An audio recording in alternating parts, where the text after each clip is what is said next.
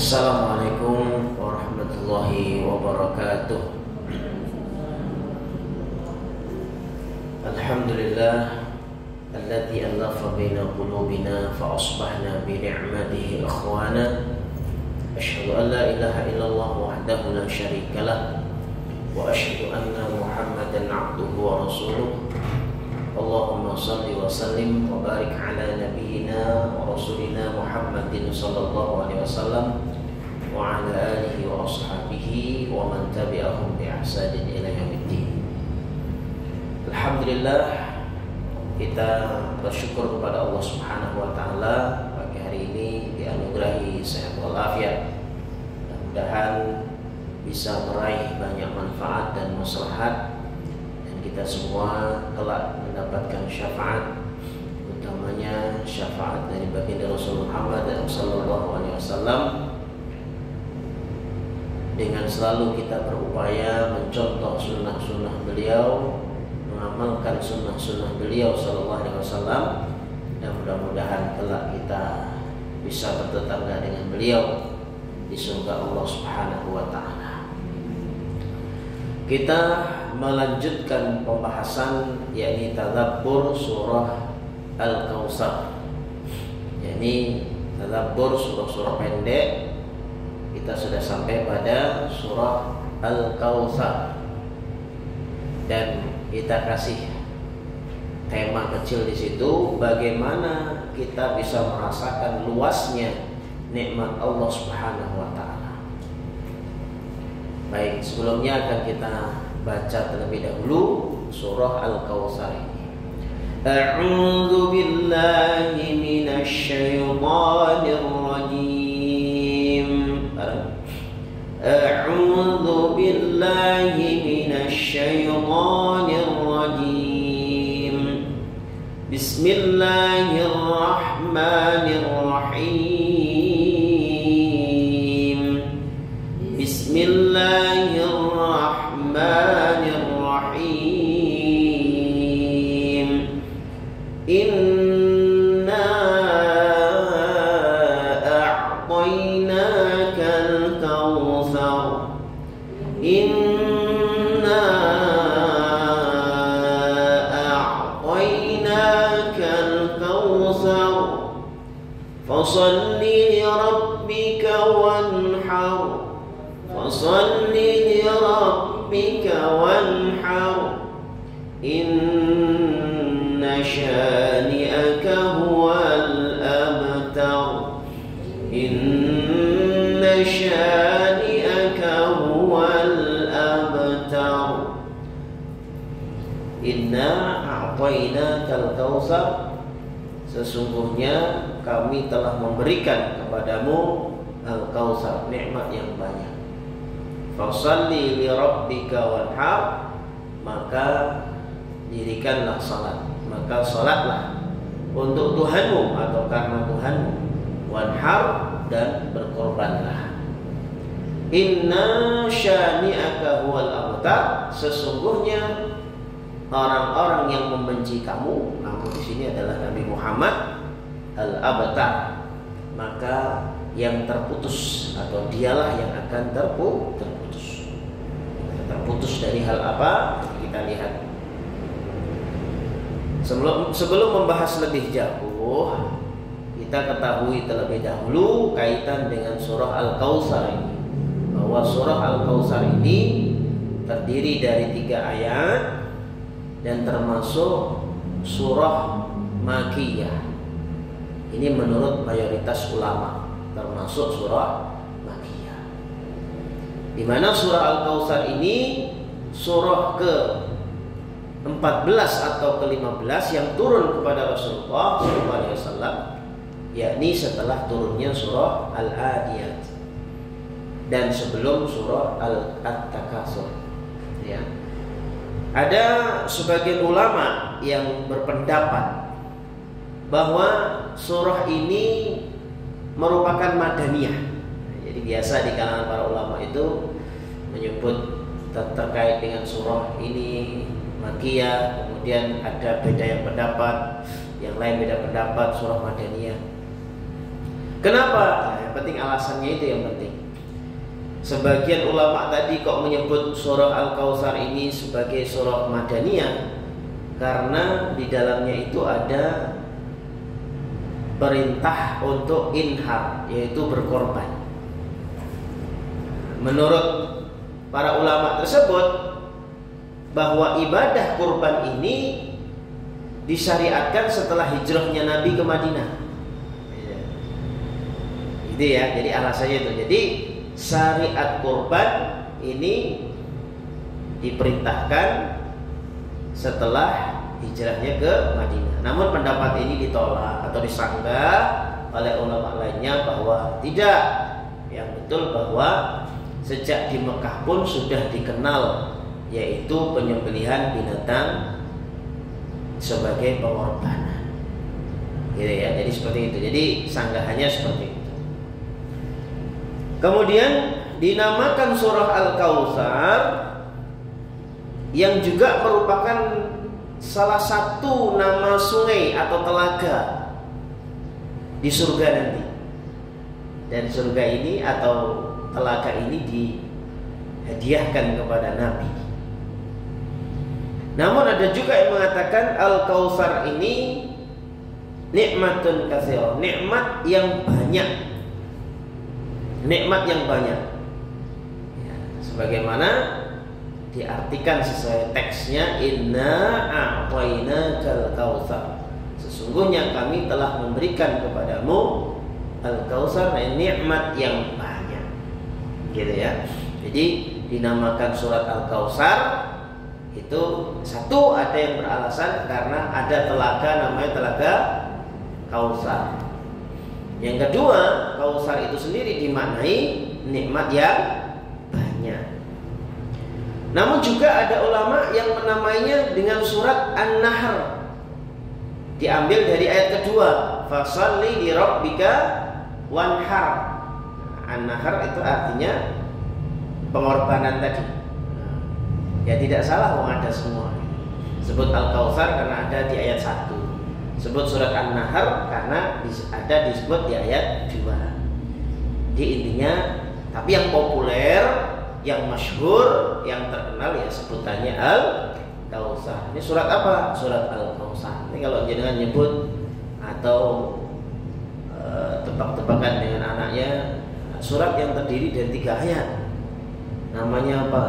Anaknya sudah nyebut Al-Kautsar, keliru. An-Nahr itu malah bingung nanti. Loh, kok keliru ini? Gitu ya. Kemudian asbabun nuzul berkaitan dengan surat Al-Kautsar ini di dalam riwayat dari Anas bin Malik. Ini Imam Ahmad juga meriwayatkan dari Anas bin Malik radhiyallahu anhu terkait dengan asbabun nuzul, sebab turun dari surat Al-Kautsar ini, bahwa satu saat Rasulullah itu menundukkan kepala sejenak, bukan mengheningkan ciptanya. Jadi menundukkan kepala beliau sejenak, lalu setelah itu beliau mengangkat kepalanya seraya tersenyum. Para sahabat bertanya, penasaran, mengapa panjenengan tersenyum ya Rasulullah? Habis nunduk sebentar kok tiba-tiba mendongak atau kembali ini ya, jadi mengangkat kepala lalu sambil tersenyum. Kenapa panjenengan seperti itu ya Rasulullah? Kata Rasulullah, sesungguhnya telah diturunkan kepadaku satu surat. Jadi Rasulullah ketika kemudian menunduk, ternyata telah diturunkan atau malaikat Jibril membacakan satu surat untuk beliau. Lalu beliau pun membaca itu. Ini ya. Jadi Rasulullah langsung hafal. Karena Rasulullah itu hafalannya bukan di pikiran, tapi langsung ke hati. Dan kalau sudah di hati, itu enggak terlupakan. Lalu kemudian Rasulullah mengatakan, tahukah kalian apakah Rasulullah membaca dulu. Beliau baca dulu surah Al-Kautsar itu. Beliau baca sama persis. Inna a'tainakal kautsar fashalli li rabbika wanhar Inna syani'aka huwal abtar. Setelah itu Rasulullah baru bilang, tahukah kalian apa yang dimaksud dengan Al-Kautsar? Ya, para sahabat jawab, waduh, Allah dan Rasulnya lebih tahu tentunya ini. Kata Rasulullah, beliau mengatakan, huwa nahrun a'tanihi Rabbi azza wa jalla fil jannah. Kata Rasulullah, Al-Kautsar itu adalah sebuah sungai, sebuah telaga yang diberikan kepadaku oleh Tuhanku di dalam surga. Nah, dalam lanjutan hadis itu disebutkan khairun katsirun, banyak sekali. Padanya terdapat kebaikan yang baik, kebaikan yang super baik. Dan umatku kelak akan mendatanginya di hari kiamat. Mampir, diperkenankan oleh Kanjeng Nabi, diizinkan oleh Allah untuk mampir ke telaganya yang dihadiahkan Allah kepada Kanjeng Nabi. Dan jumlah bejana-bejananya, baik itu gelas-gelasnya, mangkok-mangkoknya, atau tempat-tempat airnya, sama dengan bilangan bintang-bintang. Jadi jangan khawatir dengan kehabisan gelas. Nggak akan kehabisan gelas. Ternyata, loh, mau minum kok nggak ada gelas ini. Ya, ternyata sudah disediakan. Gelas-gelasnya seperti bintang-bintang, saya banyak, tinggal milih. Ya, pasti steril, nggak usah dicuci lagi, tenang aja. Nggak akan bikin sakit perut atau flu atau pilek atau ketularan yang lain. Nah, semua tertata rapi, masya Allah, seperti bintang-bintang itu. Diusir darinya seorang hamba, maka aku berkata, ya Rabb, ya Tuhanku, sesungguhnya dia dari umatku. Maka dikatakan, sesungguhnya kamu tidak mengetahui apa yang telah diperbuatnya sesudahmu. Wah, ini. Jadi nanti disebutkan di sini, ya, ada seorang hamba mau masuk mencicipi minuman tersebut, tapi kemudian nggak diizinkan. Ya, kemudian setelah itu Rasulullah berdoa, ya Rabb, innahu min ummati. Sungguhnya orang tersebut itu umatku. Ya, lalu kemudian kata Allah, innaka la tadri ma'ahdatsu ba'daka. Sesungguhnya kamu nggak tahu apa yang diperbuat orang ini sepeninggal kamu. Ada yang mengatakan atau mentafsirkan bahwa yang diperbuat oleh orang ini atau hamba ini, dia melakukan sesuatu yang maksiat atau sesuatu yang tidak diridhoi oleh Allah Subhanahu wa taala. Nah, itu ya, jadi seperti itu. Maka berdasar dari asbabun nuzul tersebut, itu sebagian ulama berpendapat bahwa kalau begitu surat Al-Kautsar ini madaniyah. Loh, kok begitu? Karena Anas bin Malik atau sahabat Anas bin Malik itu, beliau masuk Islam setelah hijrahnya Nabi ke Madinah. Jadi masing-masing ulama itu begitu ya kalau berselisih, tapi nggak gontok-gontokan, biasa aja adu argumen. Namun ada yang pendapat yang betul itu atau berusaha untuk menggabungkan dua-duanya, bahwa surat ini turun di Mekah lalu diturunkan lagi di Madinah. Jadi memang bisa jadi satu surat itu diturunkan dua kali, di Mekah diturunkan, di Madinah juga diturunkan.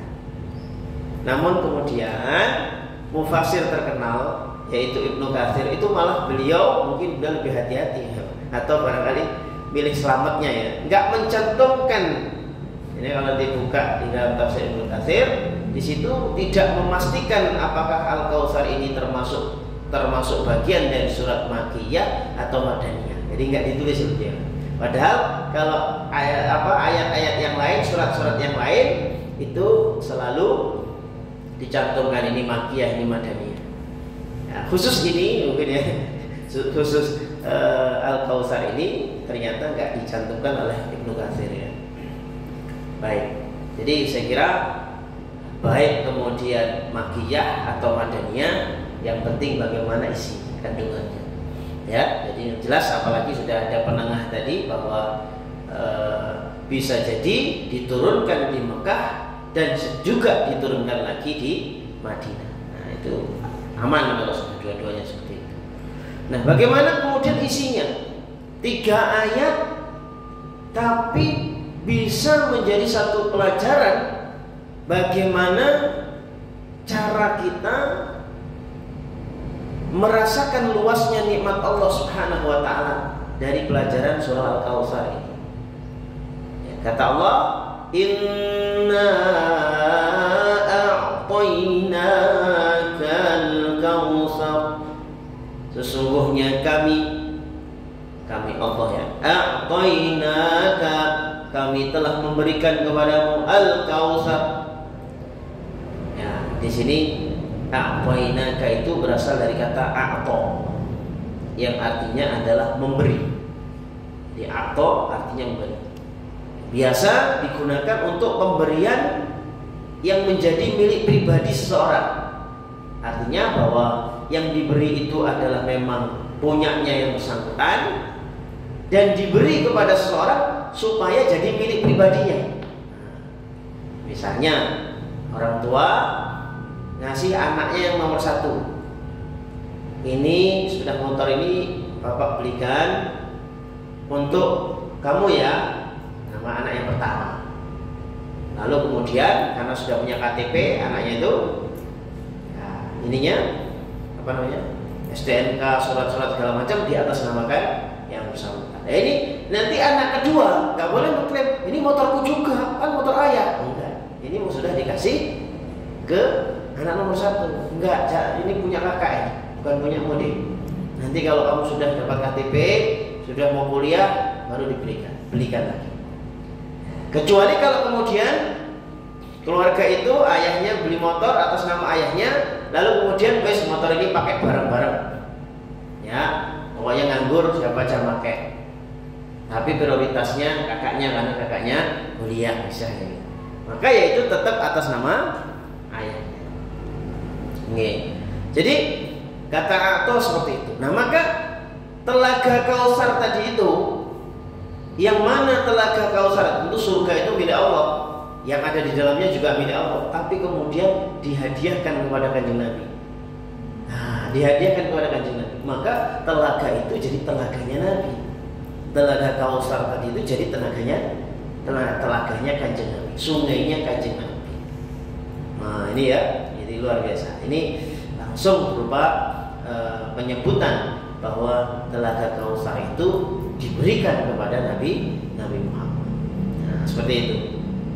Sehingga kalau nanti kita diperkenankan untuk mampir, untuk singgah, ya, untuk mencicipi air yang ada di dalam telaga Kautsar, di mana sekali meminumnya nggak haus lagi, tapi pengen menikmati lagi karena bukan karena haus, tapi karena nikmat. Semakin dinikmati airnya itu tambah nikmat.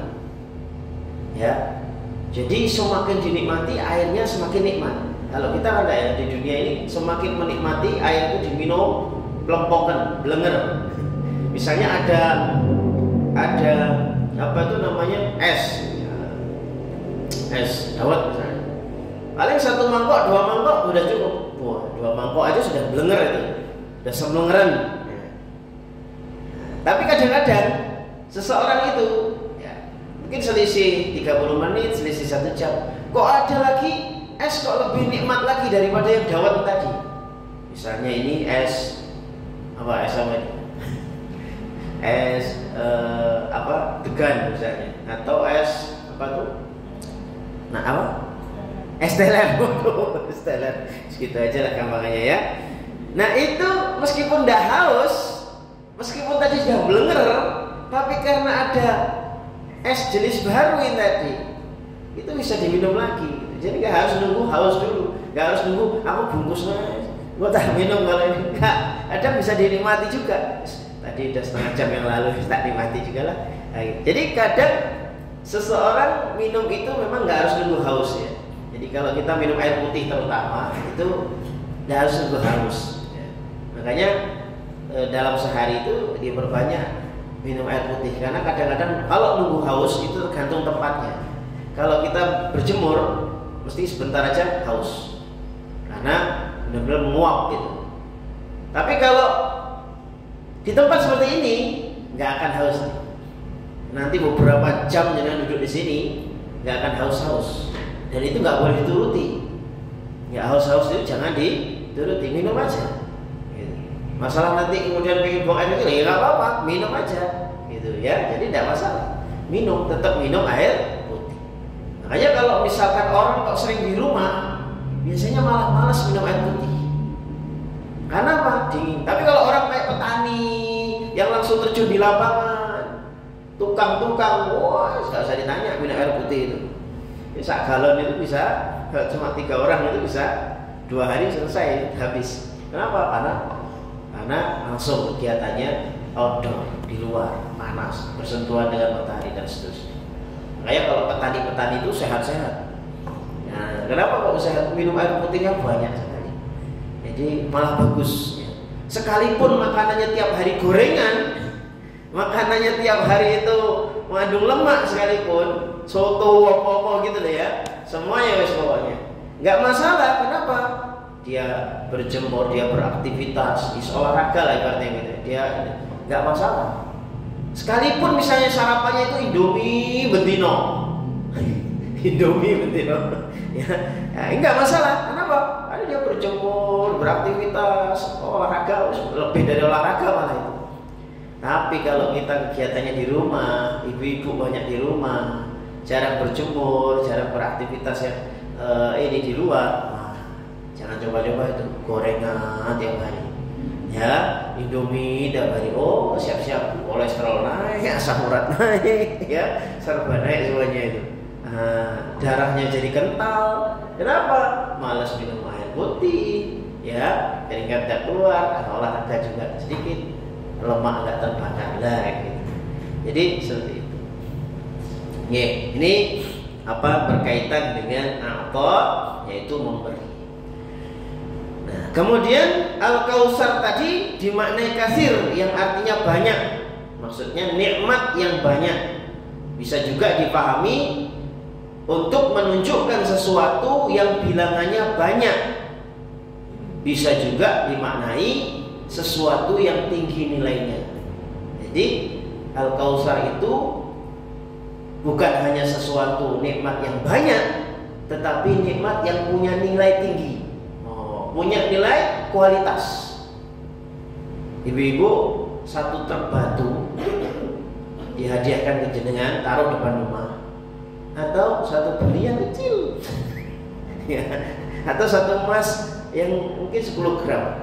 Nah, kira-kira atau 10 gram atau lebih lah dari 10 gram, 20 gram yang bisa dipakai. Cincin itu umumnya berapa paling berat? Hah? Paling berat? Oh, enggak ada sampai 20 gram kapotan. 5 aja ada gini berat 5 ya. Nah, siapa tahu gitu kan, buat sekaligus olahraga itu ya, jadi jarinya jadi kuat ya. Jadi itu ya. Berarti kalau akik itu berat ya. Akik itu kan ada yang berat sekali. Nah, itu dia hadiahi pasir 1 truk yang harganya 500.000 ya, dibanding dengan dihargai dengan cincin yang 5 gram tadi. Ya, 5 gram tadi, emas yang paling bagus. Nah, 5 juta. Itu pasti milih yang emas. Ya, meskipun cuma 5 gram ya. Itu sama tak hadiah pasir, oh ini sampai bertonton. Ya begitu ya. Jadi ada yang bilangannya banyak, nikmatnya banyak, nikmatnya tinggi. Nah, lebih milih yang mana ini? Ya, maka sesuatu yang banyak ini belum tentu. Tapi sesuatu yang sedikit bisa jadi nilainya tinggi di hadapan Allah, keberkahan. Gitu. Hartanya banyak, tapi kalau nggak ada sedekah di situ, yang banyak tadi jadi tompes. Jadi nggak ada nilainya.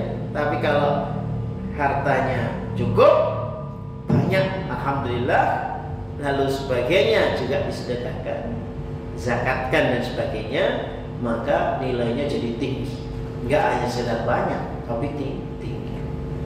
Kesehatan juga gitu, banyak manusia yang sehat, tapi yang sehatnya berkualitas nggak banyak. Karena berkualitas itu berarti sehatnya digunakan untuk taat kepada Allah. Ya ngaji, baca Quran, sholat, ibadah, berjalan menuju tempat yang mulia dan sebagainya. Gitu. Jadi nikmat yang banyak tadi itu disyukuri. Tapi bagaimana nikmat yang banyak tadi itu tinggi nilainya di hadapan Allah SWT, itu yang harus diupayakan. Nggak hanya sekedar minta nikmat yang banyak, tapi juga minta kepada Allah, ya Allah, jadikan saya amanah terhadap nikmat-nikmat yang telah Engkau titipkan, sehingga dari nikmat yang banyak itu bisa ada nilai di hadapan. Disebut dengan berkah, ziyadatul khair. Nah, istilah berkah itu lebih ke nilai, bukan ke banyaknya. Karena kalau sudah banyak, itu belum tentu ada nilai berkah. Tapi kalau cukup, ya banyak, kalau ada berkahnya jadi cukup. Sehingga bukan berarti banyak yang melimpah. Atau nggak harus istilah banyak yang melimpah, tapi banyak yang berkah itu bagus. Sedikit berkah cukup, banyak berkah bagus. Nah, jadi seperti itu. Makanya kata sebagian ulama, alangkah seseorang itu lebih baik mensyukuri nikmat yang ada daripada memikirkan nikmat yang belum ada. Dan umumnya seseorang itu tidak bisa mensyukuri nikmat yang ada, malah yang justru dia pikirkan, yang dia harapkan nikmat yang belum ada. Nikmat yang belum ada malah dipikir sampai ngeluh, sampai migrain, sampai vertigo ya. Sementara nikmat yang ada dilupakan, dilalaikan, tidak disyukuri. Nah, ini bagaimana mau ditambah nikmat yang ada ditambah dengan nikmat-nikmat lainnya, sementara nikmat yang ada itu enggak dijadikan sarana syukur kepada Allah Subhanahu wa taala. Nah, ini ya. Oke, itu. Kemudian tadi Al-Kautsar tadi disebut dengan nikmat yang banyak, ada juga makna-makna yang lain yang sebenarnya tidak bertentangan, gitu kata para ulama, di mana selain disebut dengan nikmat yang banyak yang diberikan Allah kepada Rasulullah, di antaranya adalah keturunan yang banyak, yang masyhur, keturunan yang banyak dan telaga Al-Kautsar yang ada di surga Allah SWT. Sehingga Sayyid Qutb di dalam tafsir fi Zilalil Quran, beliau menyampaikan, sesungguhnya kami telah memberikan kepadamu nikmat yang banyak dan melimpah ruah yang tidak bisa dihalangi dan tidak putus-putus. Artinya bahwa Kanjeng Nabi mendapatkan nikmat yang tidak putus-putusnya, meskipun ada orang-orang kafir yang berusaha untuk memutus kenikmatan itu. Banyak orang-orang kafir yang musuh Kanjeng Nabi, ya. Makanya kita jangan mudah baper kalau dimusuhi atau tidak disukai oleh orang-orang yang ada gitu ya, atau yang mungkin dia apa bahasanya, jealous atau dia iri ya kepada kita. Biarin aja ya, jadi biarkan saja, atau kalau perlu doakan ya, mudah-mudahan dapat hidayah, mudah-mudahan dapat petunjuk dari Allah, mudah-mudahan diberikan hidayah ya, hidayah yang baik atau hidayah yang menyebabkan orang tersebut bisa berubah menjadi lebih baik gitu. Jadi kalau misalnya ada orang yang iri, ada orang yang mencaci maki, ada orang yang menghina, ada orang yang meremehkan dan sebagainya, maka kembalikan kepada Allah ya, doanya, atau kalau bisa doakan yang baik. Ya, itu kalau mampu. Kalau enggak, diam saja. Sebab kalau nanti mendoakan yang jelek, malah jadi jelek kita. Ya, kalau misalnya mau saya doakan yang baik, kok belum mampu, lebih baik diam aja. Ya, harus diam gitu ya. Diamnya bukan berarti diam, tapi mendoakan, ya Allah, sabarkan saya, kuatkan saya, teguhkan saya, ya, tambahkan saya. Gitu. Jadi bukan berarti diam, tapi diamnya doa agar kita diberi ketabahan, kesabaran, kesyukuran. Kalau bisa, ya Allah, orang tersebut tambahkan hidayah. Nah, itu lebih bagus. Nah, lalu bagaimana agar kita bisa merasakan luasnya nikmat Allah Subhanahu wa taala? Nah, kalau tadi Allah menyebutkan inna a'tainakal kautsar, artinya kita juga bisa berpeluang karena kita cinta kepada Kanjeng Nabi, kita rindu dan sayang kepada Kanjeng Nabi, maka kita berpeluang mendapatkan Al-Kautsar. Baik itu Al-Kautsar telaganya Nabi, suruh mampir nanti, ataupun Al-Kautsar dalam arti nikmat yang banyak dari Allah SWT, yang berkah dari Allah. Kita berpeluang. Bagaimana supaya kita bisa merasakan luasnya nikmat Allah tersebut? Satu, minta supaya sholat. Sholatnya itu kalau bisa sebagai wujud syukur, ya. Jadi fasalli li rabbika, maka sholatlah untuk Tuhan, gitu ya. Jadi sholatnya kalau bisa sebagai wujud syukur, bukan sholat dalam kategori pas butuh atau terpaksa saja. Jadi sholatnya atau sholatnya karena kenapa kamu sholat? Saya takut neraka ya. Ya boleh sebenarnya, boleh saja. Niatan seperti itu boleh. Tapi yang lebih bagus, sholat itu sebagai sarana wujud syukur. Karena kalau dijadikan sebagai sarana wujud syukur, itu akan lebih ringan menjalankan sholat. Senang jadi kebutuhan. Gitu. Jadi kenapa? Karena disyukuri. Ya. Biasanya kalau sesuatu disyukuri itu disenangi. Gitu. Makanya anak-anak itu kita belajar dari anak-anak. Kalau diberikan mainan, itu awal-awal anak-anak ini senang sekali main dengan mainan itu. Nah, itu namanya mensyukuri mainan itu. Pas lihat iklan ternyata ada mainan lain. Nunjuk lagi mainan yang lain. Minta belikan mainan ini. Pas diajak beli mainan baru. Akhirnya apa? Mainan yang lama nggak dimainin lagi. Nah, ini berarti berubah ini sudah. Ya, yang awal tadi karena wujud syukur diberikan mainan, adanya ini dibuat mainan. Lalu ternyata pas jalan-jalan minta ke toko mainan lagi, beli mainan baru. Setelah beli mainan baru, mainan yang lama ditinggalkan. Nah, ini berubah ini. Manusia itu seperti itu. Manusia itu seperti itu. Maka harus hati-hati. Kalau memang syukur, ya, itu terus menerus continue, tidak ada bosan-bosannya. Misalnya sholat, karena usianya sudah berapa tahun kira-kira jenengan sholat? Ya, kalau tergantung usianya, ada yang sudah 30 tahun sholat. Ya, kalau ibarat itu mainan tadi, anggap ini sesuatu yang baru terus. Jadi jangan kemudian sholat aku sowi sholat ini bertahun-tahun sholat ini kok waleh ya misalnya gitu. Maka kalau sudah begitu kayak anak-anaknya tadi beli mainan, ada mainan baru, kayaknya ini. Apalagi pergaulannya dengan teman-teman yang heterogen. Teman-temannya ada dari Nasrani, ada dari Buddha, ada. Ini karena Twitter ini gerapiak banget ini orangnya. Dari Buddha ada, terus kemudian dari Yahudi ada. Wah, itu kayak Zaitun kan temannya dari mana-mana itu. Ya, dari agama apapun punya. Lama-lama lihat yang agama yang ini, kok enak ya cara doanya, cara sholatnya seminggu sekali. Oh ya, aku pengen itu. Akhirnya berubah. Nah ini kacau berarti. Ya, nah ini ya berarti seperti anak-anak tadi. Yang kalau dibelikan mainan baru, lupa itu mainan lamanya, nggak disyukuri lagi. Jangan seperti itu. Nah, sholat itu jaga terus. Sampai kapan? Wala tamutunna illa wa antum muslimun. Sampai kita mati.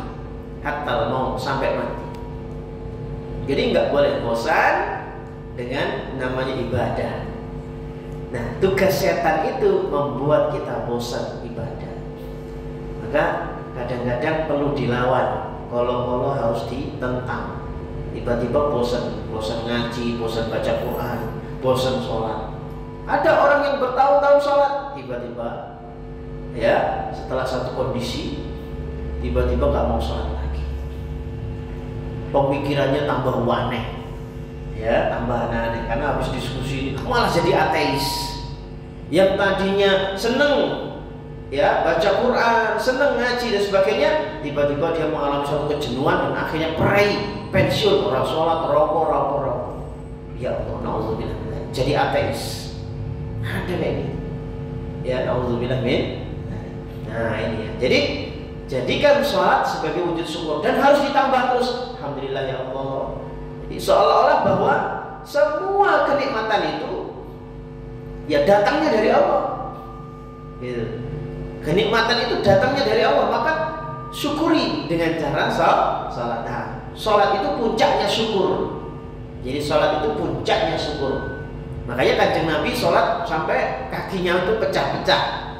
Ya, jadi sholat kakinya pecah-pecah, tapi beliau tetap terus begitu. Ketika ditanya oleh istrinya, kenapa panjenengan sholatnya sampai segitunya, padahal kesalahan jenengan sudah diampuni, baik yang lalu yang akan datang. Kata Kanjeng Nabi, apakah saya nggak boleh mewujudkan rasa syukur kepada Allah SWT?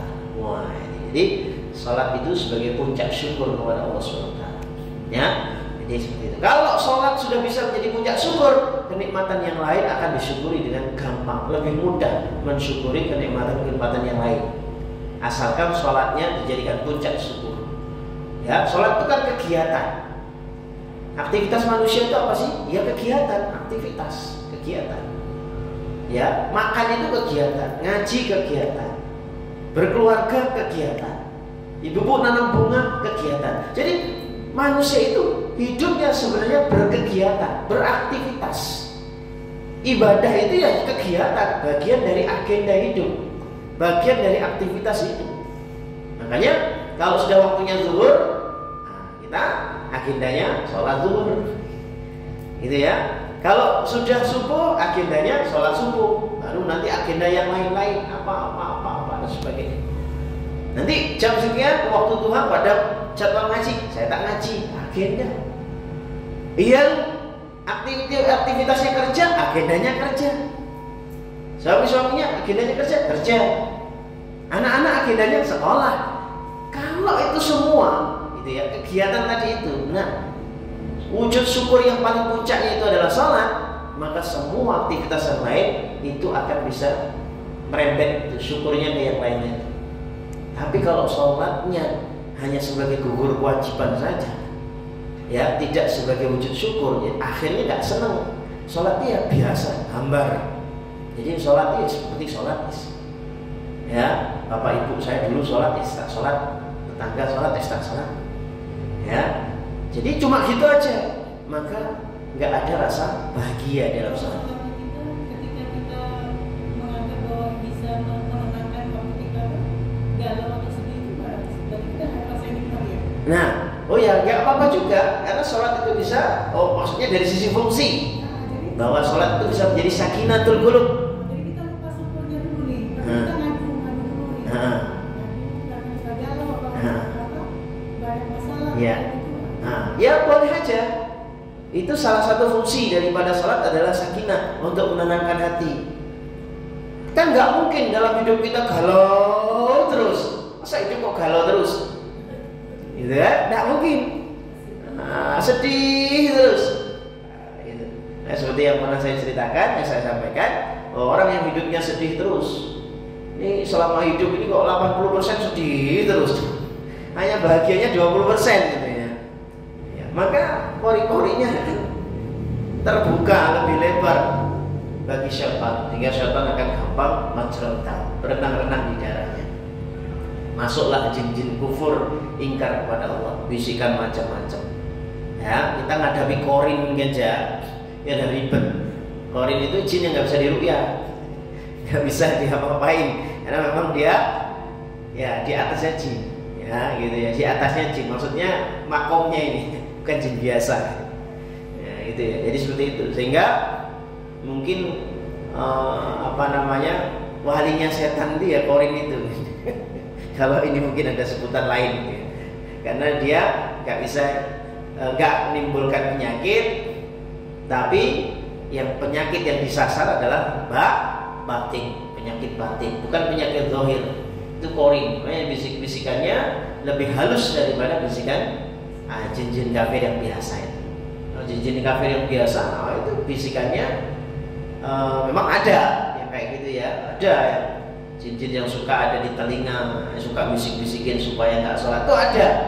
Tapi ada yang lebih senior daripada itu, yaitu korin, nah, jin korin itu. Dia bisikannya lebih halus karena bisa masuk ke hati, bukan ke telinga lagi, ke hati. Dahsyat gitu ya, nah, gitu ya. Jadi seperti itu. Jadi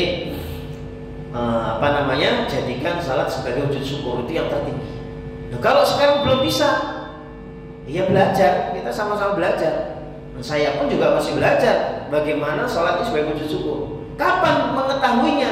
Kalau kita sholat itu menikmati.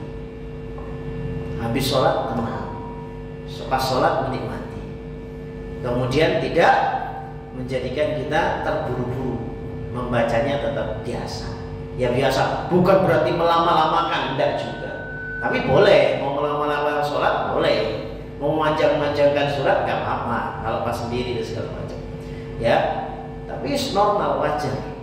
Sholat itu kenikmatan. Ibarat kita menikmati makanan yang menurut kita itu paling nikmat. Jadi kan kesukaannya kan sendiri-sendiri. Ada yang kesukaannya, saya paling suka itu rendang. Udah makan rendang itu, waduh, nggak saya telan-telan. Kalau saya pecel, pecel, waduh, pokoknya sambelnya begini agak pedas, wah enak itu. Jadi masing-masing orang punya. Dari sekian kenikmatan-kenikmatan itu, sholat itu anggap seperti itu. Jadi sesuatu yang nikmat sehingga dia menikmati sholat itu dengan tenang, dengan nyaman, rasanya enak sekali. Nah, yang merasakan bukan lidah, tetapi hatinya yang merasakan. Nanti setelah hatinya merasakan nikmat, bahagia, pikirannya jadi ikut.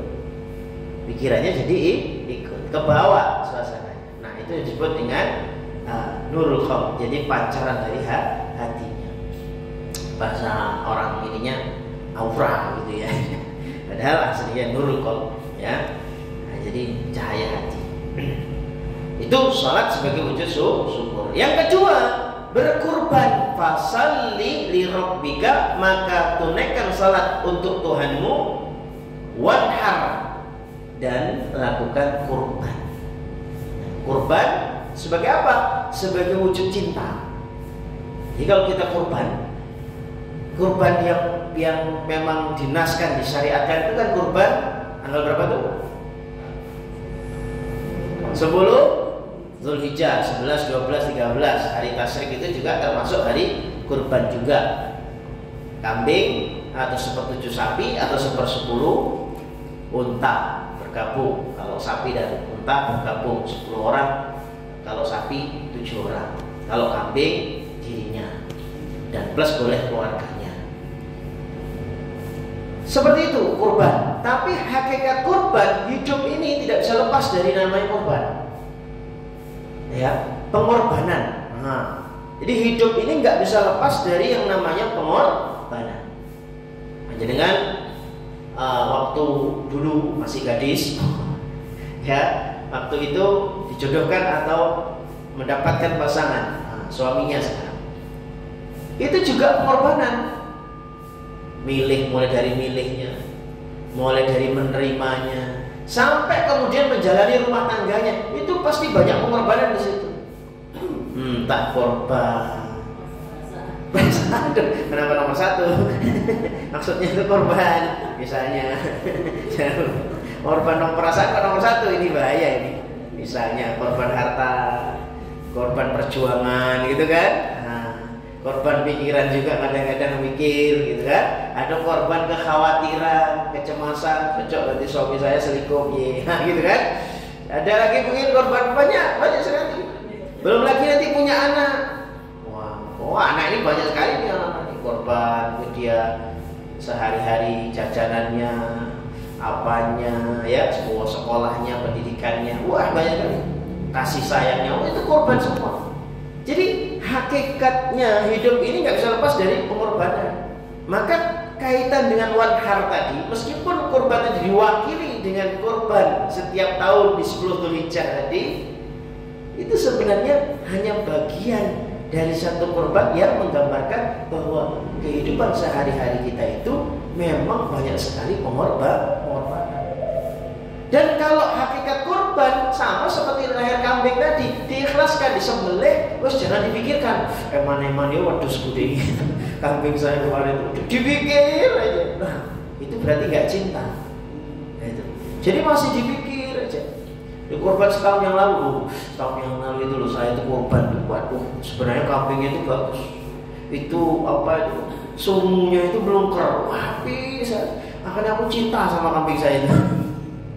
Nah, dipikir terus, akhirnya bukan dipikir dalam artian ini, tapi kayak seandainya saya rawat saat itu sampai sekarang, mungkin tambah ini, tambah besar ya.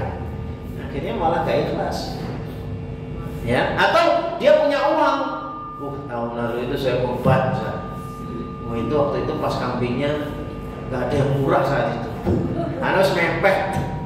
Sehingga minimal waktu itu dapat 3 juta. Jadi mana yang mandek 3 juta. Lah, berarti gak cinta. Kenapa? Ya karena masih memikir-mikirkan, menimbang-nimbang tadi.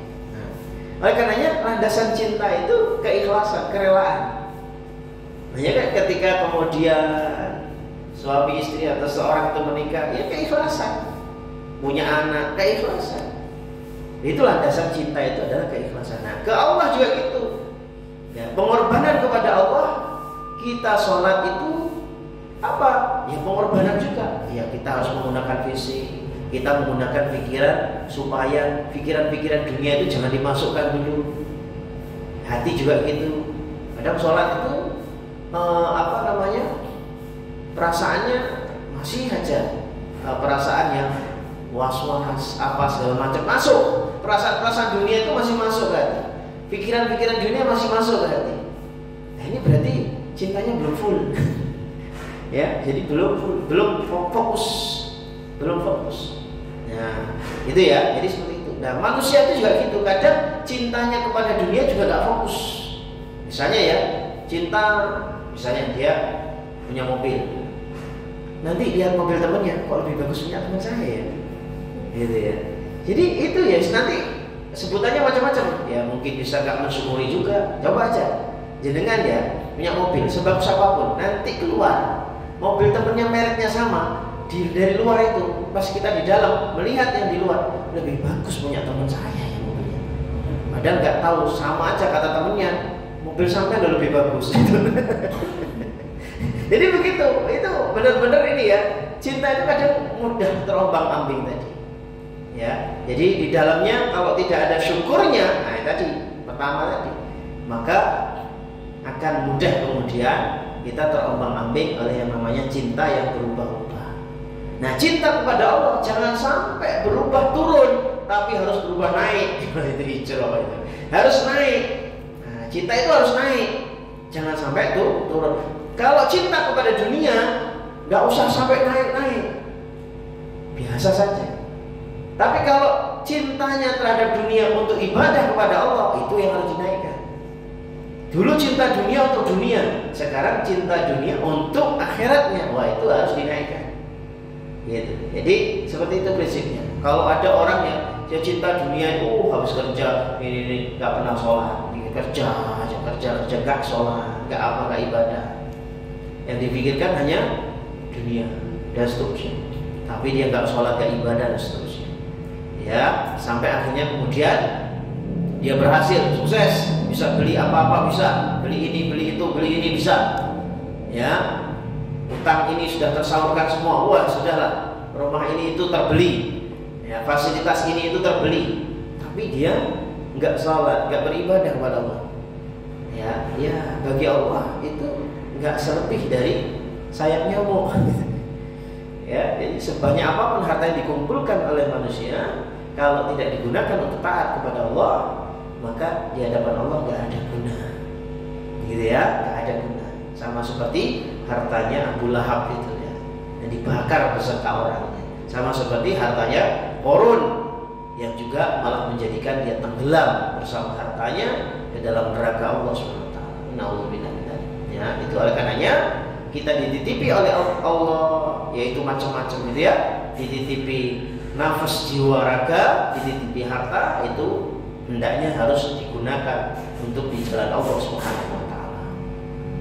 Gitu ya, seperti itu. Nah, di dalam tafsir yang lain, misalnya Imam Ibnu Jarir itu menjelaskan bahwa jadikanlah seluruh sholatmu untuk Tuhan dengan niat ikhlas hanya kepada Allah, tidak kepada siapapun selainnya. Jadi kalau kita sholat, kurban, ya semata-mata niatnya harus benar-benar diluruskan. Kalau saat itu belum lurus, dipaksakan lurus. Misalnya ya, kurban itu karena gak enak sama takmir masjid, gak enak sama tetangga, gak enak sama keluarga, musuh. Ini adiknya, kakaknya, Mbak sampai itu lo suki, wah misalnya gitu ya, mau soal korban, kayaknya. Nah jangan itu. Sekalipun kemudian sudah uang korbannya sudah diserahkan, tapi hatinya tetap harus diluruskan. Awalnya niat gak lurus tadi, enggak, niat saya hanya ke Allah. Udah, jadi diluruskan supaya tidak bengkok niatnya. Apalagi kalau setan tahu kelemahan kita di ukuran niat tadi, wah oleh setan akan dibelok-belokkan, akan dibuat eman-eman uang buat korban. Gitu. Eman-eman kamu itu buat korban. Buat apa gitu kan? Gitu. Jadi seperti itu, nggak dapat apa-apa kamu juga. Nah, kalau dia imannya kuat, bisa ditepis itu setan. Ya, tapi kalau imannya lemah, setannya akan menang, gitu ya. Jadi seperti itu. Kata Syekh Wahbah As-Suhaili juga di dalam tafsir Al-Munir, beliau menjelaskan bahwa melalui ayat ini Allah hendak memerintahkan untuk salat itu dijaga dengan baik dan merupakan orang yang buruk, yaitu orang yang meninggalkan sholat, gitu ya. Dan kalaupun seseorang itu sholat, hendaklah dia lirabbika, yaitu menjaga sholat dengan penuh keikhlasan. Jangan terpaksa atau jangan karena tidak enak dengan manusia. Jadi sholatnya semata-mata karena Allah. Makanya kalau seseorang itu sholat karena istrinya, karena suaminya, bahkan menikah karena calonnya, nah itu siap-siap aja itu. Kalau dia nggak belajar untuk meluruskan niat, suatu saat cerai juga agamanya itu. Makanya banyak kasus ketika seorang menikah, ya, entah itu suaminya atau istrinya, dia ikut Islam, masuk Islam. Ya, ketika kemudian terjadi sesuatu cerai, selesai juga, Islamnya selesai juga, wassalam juga. Kenapa? Karena dia tidak lirabbika, tidak melandaskan kepada Allah SWT keikhlasan di dalam beragama. Nah, itu ya. Jadi itu agar kita bisa merasakan luasnya nikmat Allah SWT. Jadi jadikan sholat sebagai wujud syukur, kurban sebagai wujud cinta kepada Allah SWT. Dan ingat bahwa aktivitas kita sehari-hari tidak lepas dari yang namanya pengorbanan. Nah, oleh karenanya terhadap orang-orang yang kita cintai, ya, landasan kurban tadi, landasan pengorbanan tadi itu semata-mata ya karena Allah Subhanahu wa taala. Lirabbika, karena Allah. Yang ketiga, supaya kita bisa merasakan luasnya nikmat Allah, yakni mencintai Rasulullah dengan mengamalkan sunnah beliau di dalam kehidupan sehari-hari, baik amaliyah zahir maupun amaliyah batin, ya, dan tidak benci dengan sunnah Nabi meski kita tidak mampu menjalankannya. Dengan kalau dengar kata poligami mesti gitu kan? Tapi jangan sampai sekali-kali dalam hati, enggak, aku benci itu poligami, enggak suka saya. Jangan. Karena ketika benci itu padahal itu disyariatkan, maka sama benci dengan Nabi, benci dengan Allah, benci dengan Al-Quran. Itu bahaya. Ya, kalau begitu nanti siap-siap tuh akan diuji dengan abtar nantinya. Abtar itu terputus. Bahaya sekali. Ya, itu. Jadi, tapi ini saya nggak benci, cuma belum mampu menjalankannya, atau ya memang nggak mampu menjalankannya, ya sudah gitu aja. Gitu ya. Jadi jangan sampai benci. Saya kalau yang ini urusan ini benci saya. Islam itu kalau yang membicarakan poligami, sudah benci saya. Nah, hati-hati, nggak boleh.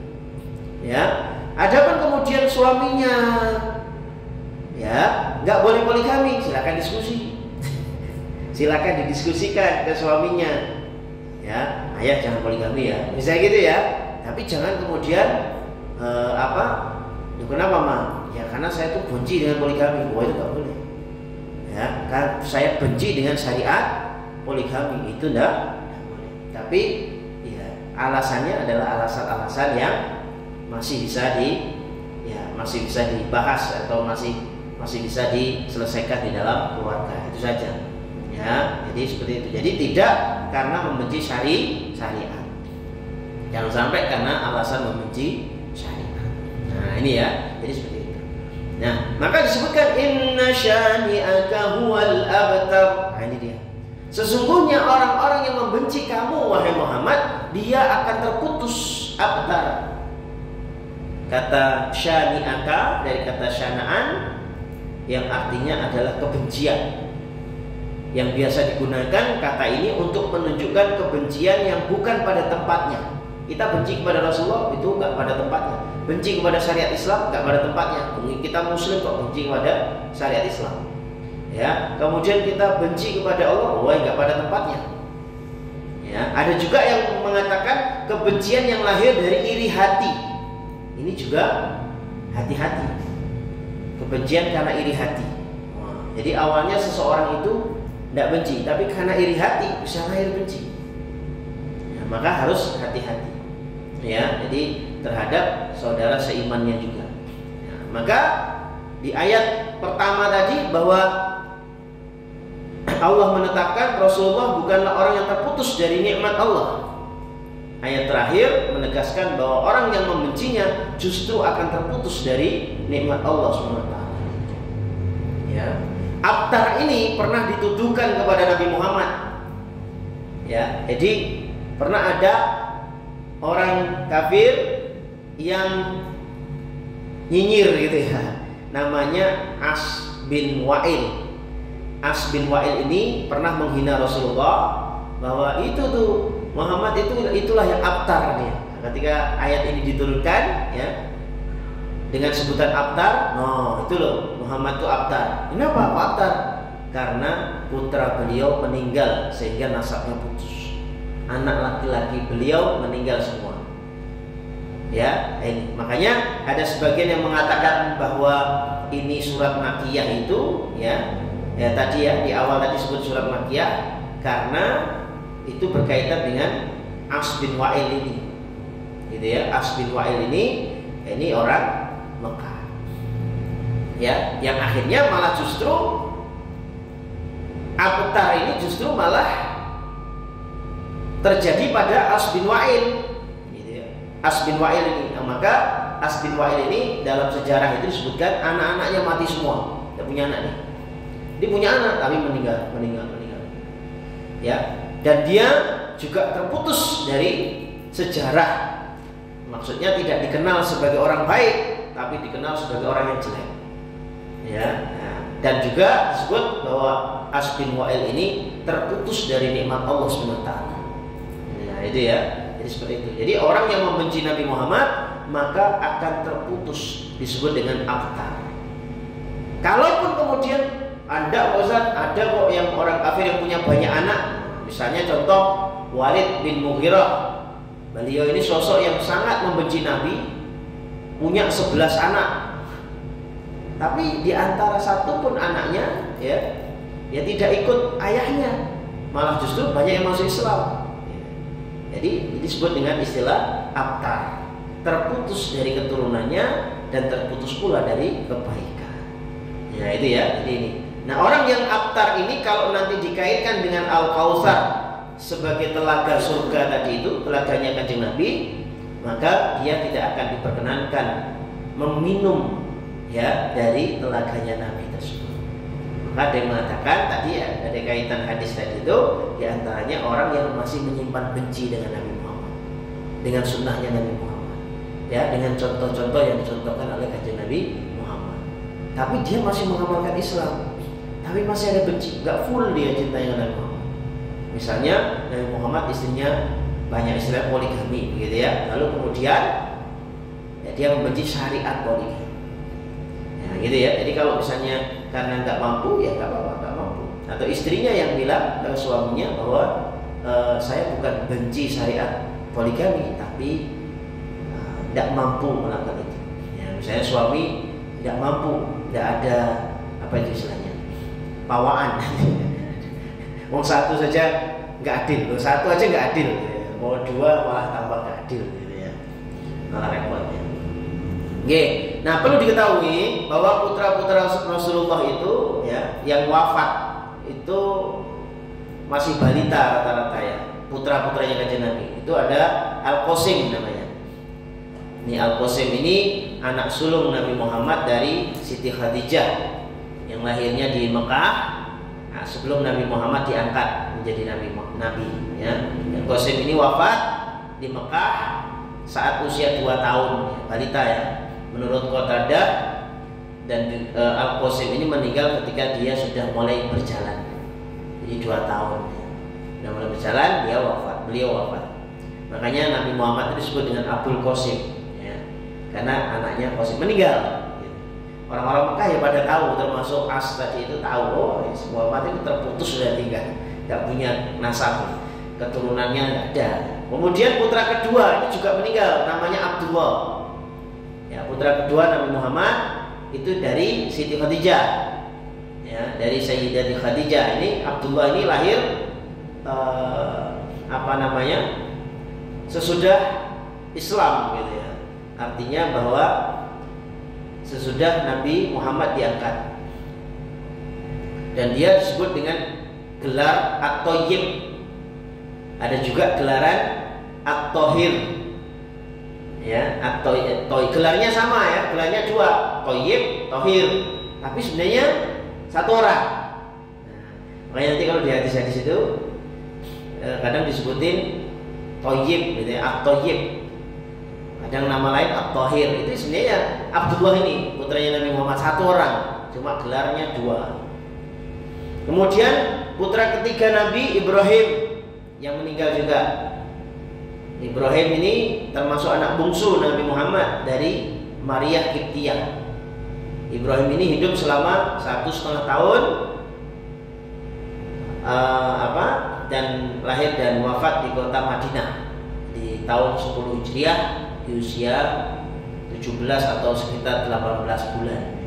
Nah ini ya, jadi seperti itu. Nah, selain 3 putra tadi yang wafat waktu balita, Rasulullah juga punya 4 putri. Ya, putri tertuanya yaitu dari Khadijah yang bernama Zainab. Nah, Zainab. Kemudian Fatimah, ada Fatimah, putrinya yang berikutnya Fatimah. Fatimah, nah itu Fatimah itu terkenal dengan Fatimah Zahra. Ya, jadi sebelumnya ada kisah itu ya, Abu Bakar itu pernah mau meminang Fatimah ini. Abu Bakar. Begitu juga dengan Umar bin Khattab. Abu Bakar minang gagal. Umar minang gagal juga. Ya, jadi sebenarnya bukan dalam arti ditolak, tetapi Rasulullah menolaknya dengan halus. Belum waktunya, gitu misalnya gitu ya. Jadi menolak dengan halus, dan akhirnya dinikahi oleh Ali bin Abi Thalib. Kemudian putri Kanjeng Nabi ada namanya Ruqayyah. Nah, Ruqayyah ini. Jadi Ruqayyah ini lahir sebelum Nabi Muhammad ini diangkat sebagai nabi. Ya, itu. Dan ceritanya ini Ruqayyah ini pernah dinikahi oleh Utbah. Utbah itu putranya Abu Lahab. Ya, putranya Abu Lahab. Nah, ketika kemudian berita kenabian Nabi Muhammad itu, maka Abu Lahab, apalagi ketika disebutkan ada surat namanya surat Al-Lahab, Abu Lahab mencak-mencak itu langsung ceraikan. Ya, akhirnya ya suruh cerai. Ya, gitu. Kemudian Ummu Kulsum ini sama dengan Ruqayyah. Ya, jadi Ummu Kulsum sama dengan samahannya dengan Ruqayyah, yang mana Ummu dilahirkan 6 tahun sebelum Nabi Muhammad diangkat sebagai nabi. Ya, gitu ya, seperti itu. Oke, kalau urutannya ini tadi bukan urut ya. Tadi kan putranya meninggal semua tuh, putrinya yang hidup. Nah, kalau urutannya anak pertama itu Al-Qasim tadi, anak pertama. Kemudian anak kedua Zainab. Zainab itu anak kedua ya. Kemudian anak ketiga Ruqayyah. Itu kalau urutannya ya. Ya, jadi Al-Qasim, Zainab, Ruqayyah, Ummu Kulsum. Nah, baru kemudian Fatimah. Nah, setelah Fatimah Abdullah. Nah, setelah Abdullah baru Ibrahim. Ya, ingat-ingat. Al-Qasim, Zainab, Ruqayyah, Ummu Kulsum, lalu Fatimah. Fatimah itu anak kelima. Kemudian Abdullah anak ke-6, karena meninggal juga Ibrahim, anak terakhir meninggal. Ya, ini ketika Ibrahim meninggal ini Nabi Muhammad sedih sekali, dia sampai menitikkan air mata. Nah, kemudian ada sahabat yang tanya, ya Rasulullah, panjenengan menangis? Kata Rasulullah, ini adalah tangis kasih sayang. Nah, jadi menangis kalau ada yang meninggal itu boleh, asalkan bukan meratap. Yang nggak boleh adalah meratap. Meratap itu diekspresikan nggak hanya sekedar tangisan, tapi dia gulung-gulung, lalu menampar-nampar, menampar orang lain apalagi, menampar dia sendiri gitu ya, atau dia membenturkan kepala ke tembok, lalu dia istilahnya marah-marah gitu. Jadi campuran antara sedih, marah, dan emosi guys gitu, macam-macam. Nah ini ya. Tapi Nabi Muhammad saat itu nangis, dan kata beliau ini adalah tangisan kasih sayang, gitu ya. Jadi gitu. Kalau penjelasan Imam Nawawi di dalam kitab Syarh Al-Muhadzab, gitu ya. Jadi bahwa keturunan Rasulullah itu ya, atau kita disuruh untuk mencintai ya keturunan Nabi. Ya, jadi sebagaimana riwayat Ahibbullah disebutkan di dalam kitab Syarh Al-Muhadzab, Ahibbullah lima yaghdukum min ni'amihi wa ahibbuni bihubbillah wa ahibbu ahla baiti. Kemudian bihubbi, kata Nabi, cintailah Allah karena nikmat yang diberikan kepada kalian, cintailah aku karena kecintaan kalian kepada Allah, dan cintailah ahlu baitku, maksudnya keturunanku, anak keturunanku, karena kecintaan kalian kepadaku. Rasulullah kemudian bersabda, segala sesuatu ada asasnya, kata beliau ya, di dalam ini ya, dan asas Islam itu adalah mencintai Rasulullah dan ahli baitnya, gitu ya. Cuman memang sempat ada tragedi, itu tragedi Karbala, pernah tahu ya, pernah dengar? Itu terjadi 10 Muharram 61 Hijriah, di mana cucu kesayangannya Kanjeng Nabi, yaitu Sayyidina Husain ya, atau Imam Husain, itu dibunuh oleh pasukan Yazid bin Muawiyah. Ya, tapi dari keluarga yang dibunuh dan dibantai itu ada satu ya putranya Imam Husain, yaitu Imam Ali Zainal Abidin. Nah, jadi beliau ini adalah putranya Sayyidina Husain dan merupakan cicit dari Rasulullah yang saat itu usianya 17 tahun. Nah, pas pada saat itu ya di kemah gitu ya, beliau dalam kondisi yang memang sakit, nggak bisa ikut perang, padahal anak-anak yang lain ikut perang. Beliau sendiri sakit, jangankan kok ini apa, kok perang gitu ya, berdiri saja jatuh, disakit. Ya, pas dalam kondisi seperti itu, ya tentu ini merupakan bagian dari rahmat Allah SWT ya, sehingga yang bersangkutan dilarang oleh bibinya yaitu Zainab supaya dah kamu ayahmu tadi pesan, kamu tidak usah berusaha untuk ikut perang, kamu di tenda saja. Nah itu ya, dan apa ayahmu tadi sempat bilang tujuannya supaya nasab tidak terputus. Wah, itu. Karena memang mungkin Sayyidina Husain sudah menyadari kalau ini nanti akan menjadi takdir ya, kematian untuk beliau. Ya, sehingga beliau sempat pesan supaya Zainal Abidin tidak usah ikut perang, gitu ya. Toh juga sakit, ya, gitu ya. Khawatir nanti nasabnya putus. Dan alhamdulillah dari Zainal Abidin inilah kemudian lahirlah, ya sebutannya macam-macam, ya, Sayyid, Habib, ya apalagi Syarif, gitu ya, Syarif dan sebagainya. Nah, baik yang kemudian jadi apa Wali Songo, gitu ya. Nah, jalurnya beda, jadi sebutannya macam-macam lah, ada Bahalawi, ada nanti Asmat Khan dan seterusnya. Jadi Asmat Khan kalau bahasa itu ya. Dan kemudian ke India. Jadi seperti nama-nama kan itu, nah, Sahrul Khan, apalagi itu Amir Khan gitu ya. Itu nama-nama Islam gitu ya. kan itu ciri khas yang India, Islam di India gitu ya. India Pakistan yang dulu awalnya masih satu gitu. Oke, baik, itu kiranya kaitan dengan ini apa surah Al-Kautsar ini ya, supaya kita bisa menjadi orang yang bisa mensyukuri atau bahkan bisa merasakan luasnya nikmat Allah Subhanahu wa taala ya melalui surat ini. Dan mudah-mudahan kita termasuk yang bisa merasakan luasnya nikmat Allah Subhanahu wa taala. Jadi intinya kuncinya 3 tadi ya. Kuncinya 3. Apa tadi? Salatnya sebagai wujud syukur. Gak hanya salat aja, salatnya sebagai wujud syukur. Yang kedua, kurban. Tapi kurbannya sebagai wujud cinta. Nah, baru yang ketiga, mencintai Rasulullah dengan mengamalkan sunnah beliau dalam kehidupan sehari-hari, baik amaliyah zahir. Amaliyah zahir itu kalau kita masuk kamar mandi, kaki kiri ya gitu ya. Keluar dari masjid, kaki kiri, masuk masjid kaki kanan. Itu zahir, yang zahir. Tapi yang batin juga harus.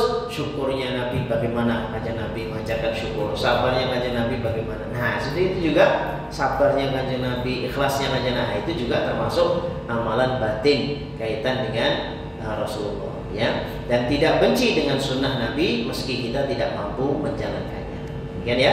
Mudah-mudahan bisa bermanfaat dan kita semua bisa termasuk orang-orang yang bisa merasakan luasnya nikmat Allah Subhanahu wa taala. Amin ya rabbal alamin. Kita tutup dengan doa. Allahumma shalli wa sallim wa barik ala nabiyyina Muhammadin wa ala alihi wa ashabihi ajma'in. Alhamdulillahi rabbil alamin. Allahumma inna nas'aluka al-huda wa tuqa wal 'afafa wal ghina.